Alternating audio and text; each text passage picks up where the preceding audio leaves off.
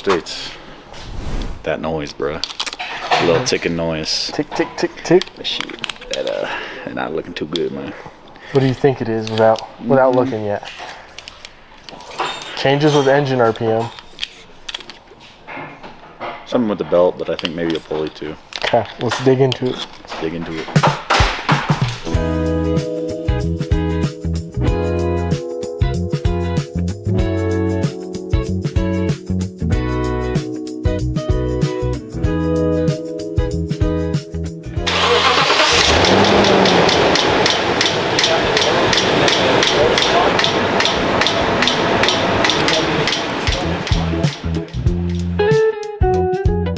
We got some belt sketty down here.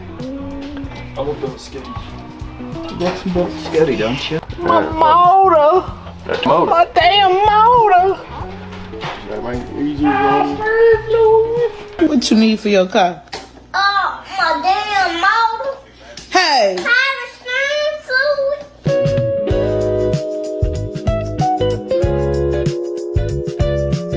What the heck is that? That's that water pump. Let's get a sound bite of that. It sounds like one of those rubber chickens. Alright guys, well, went ahead, did a couple things, grabbed my stethoscope and my flashlight, took a poke around and noticed that the belt was torn. Here's a piece of that belt.